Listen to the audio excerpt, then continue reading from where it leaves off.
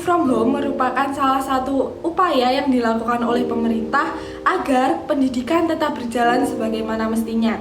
Nah, tentunya tadi kita sudah membahas bahwa kebijakan learning from home ini menimbulkan beberapa gangguan. Dan yang paling penting harus kita cegah yaitu timbulnya gangguan kesehatan.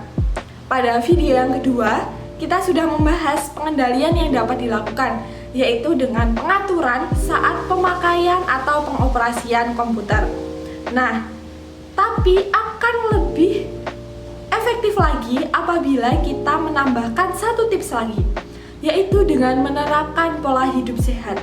Pola hidup sehat mudah sekali untuk dilaksanakan, yaitu ada 3. Yang pertama, konsumsi makanan sehat. Yang kedua, olahraga rutin. Yang ketiga adalah pengaturan pola waktu tidur. Makanan yang bergizi seimbang sesuai dengan isi piring makan sehari-hari sebaiknya terdiri dari makanan pokok, lauk pauk, dan juga sayuran dan buah. Makanan pokok merupakan makanan sumber karbohidrat dapat berupa nasi, jagung, kentang, umbi-umbian, dan sumber karbohidrat lainnya. Lauk pauk merupakan makanan sumber protein yang terdiri dari protein nabati dan protein hewani. Protein nabati merupakan protein yang berasal dari tumbuhan seperti tahu, tempe, kacang-kacangan, dan sumber protein nabati lainnya. Sedangkan protein hewani merupakan protein yang berasal dari hewan seperti daging, ikan, ayam, telur, dan sumber protein hewani lainnya. Yang ketiga yaitu sayuran dan buah. Sayuran dan buah merupakan sumber vitamin, mineral, dan serat. Vitamin dan mineral yang terkandung dalam sayuran dan buah berperan sebagai antioksidan atau penangkal senyawa jahat dalam tubuh dan membantu meningkatkan imunitas tubuh. Nah, tadi kan kita sudah membahas ya kira-kira makanan apa saja yang harus kita makan untuk menjaga kebugaran dan kesehatan tubuh. Nah, kita selain mengonsumsi makanan yang sehat tadi, kita juga perlu memperhatikan bagaimana cara mengolah makanan tersebut. WHO sudah menganjurkan kepada kita 5 langkah keamanan pangan. Yang pertama, cuci bersih tangan menggunakan sabun dan air mengalir dan cuci bahan makanan sebelum kita mengolah makanan. Yang kedua, pisahkan penyimpanan antara bahan makanan mentah dan bahan makanan matang. Selain itu, pisahkan juga pisau dan telenan untuk bahan makanan mentah dan bahan makanan matang. Selanjutnya yaitu memasak makanan dengan benar, yaitu dengan matang yang pas, terutama pada bahan makanan berbahan dari protein hewani. Yang keempat yaitu simpan bahan makanan dalam kondisi atau suhu yang aman. Dan yang kelima, yang terakhir, yaitu gunakan air dan bahan makanan yang bersih. Baik, selanjutnya setelah kita mengonsumsi makanan-makanan yang sehat, kita juga harus mengonsumsi makanan yang terbukti efektif dalam meningkatkan imunitas tubuh. Di antaranya makanan yang mengandung vitamin A, vitamin C, vitamin E, zinc, vitamin B6, folat, selenium, dan juga zat besi. Vitamin A ini banyak sekali ditemukan pada makanan seperti wortel, kuning telur, ubi jalar, daun singkong, bayam, brokoli, dan lain-lain. Selanjutnya, vitamin C ini banyak sekali dijumpai pada buah-buahan seperti jeruk, jambu biji, pepaya, tomat, kiwi, dan lain-lain. Selanjutnya yaitu vitamin E. Nah, vitamin E ini bisa kita jumpai pada makanan sayuran hijau, minyak kacang kedelai, kacang-kacangan, dan lain-lain. Selanjutnya yaitu zinc. Nih, kita perlu sekali untuk konsumsi zinc yang biasanya ditemukan pada makanan laut, ikan, ayam, hati ayam, daging, telur, dan lain-lain. Selanjutnya kita juga harus konsumsi vitamin B6, folat, selenium, dan juga zat besi. Nah, makanan-makanan ini banyak sekali dijumpai pada makanan kacang-kacangan, sayuran hijau, daging, telur, dan lain-lain. Oke semua, saat ini kita bahas tips kesehatan yang kedua, yaitu olahraga rutin. Nah, olahraga ini selain menjaga kebugaran tubuh juga dapat meningkatkan imunitas tubuh. Olahraga yang dikatakan rutin atau olahraga yang dapat kita lakukan saat kita sibuk pembelajaran daring, yaitu olahraga dengan intensitas ringan sampai intensitas sedang. Nah, olahraga yang baik biasanya dilakukan 30-60 menit sehari dan 3-6 kali seminggu. Nah, ini perlu sekali ya kita ketahui bahwa olahraga yang optimal ada 3 tahapan. Yang pertama yaitu pemanasan atau warming up, yang kedua kegiatan inti, yang ketiga yaitu pendinginan atau cooling down.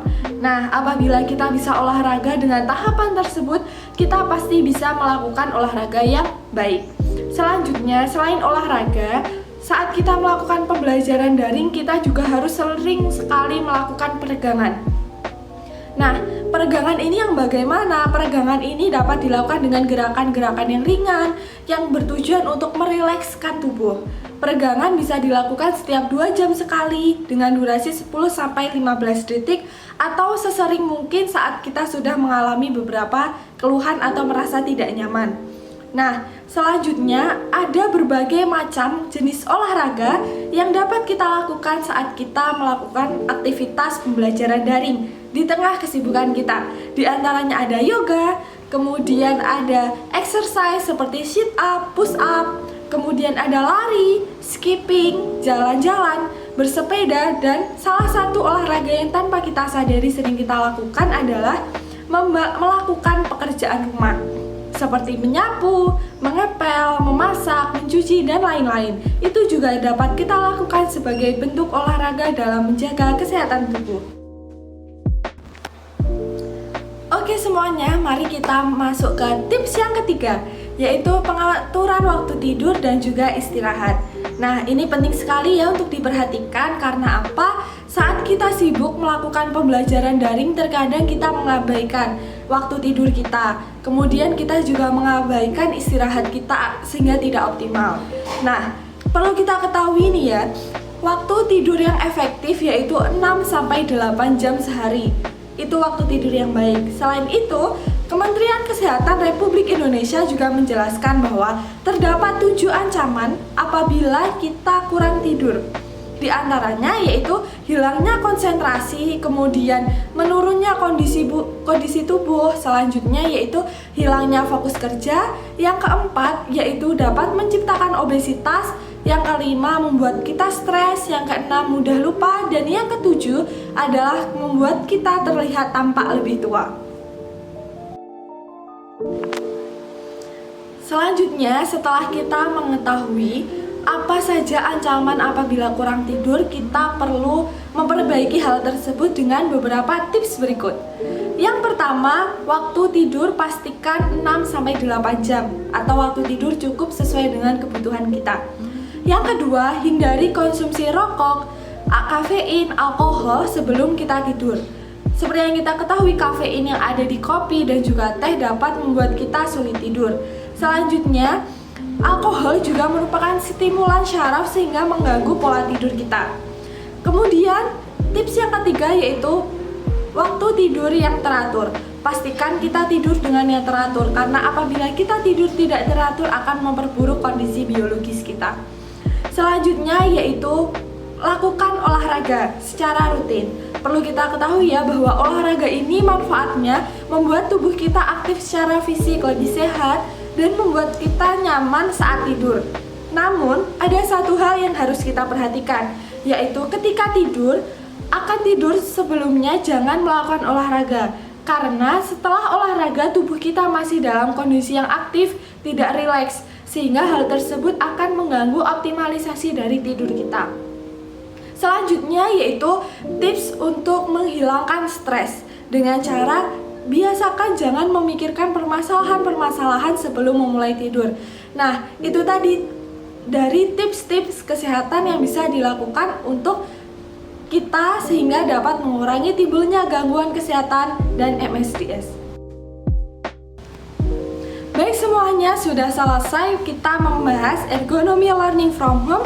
Ketiga topik yang pertama pengenalan dasar, kemudian upaya pengendalian bahaya, dan yang ketiga tips kesehatan. Nah, sudah cukup jelas kan penjelasannya? Jadi mulai sekarang kita harus lebih menjaga kesehatan tubuh terutama saat kita melakukan pembelajaran daring. Pastikan sarana yang kita gunakan, sikap dan postur tubuh kita sesuai, sehingga dapat mengurangi timbulnya gangguan kesehatan. Semoga sehat selalu, semangat kuliahnya!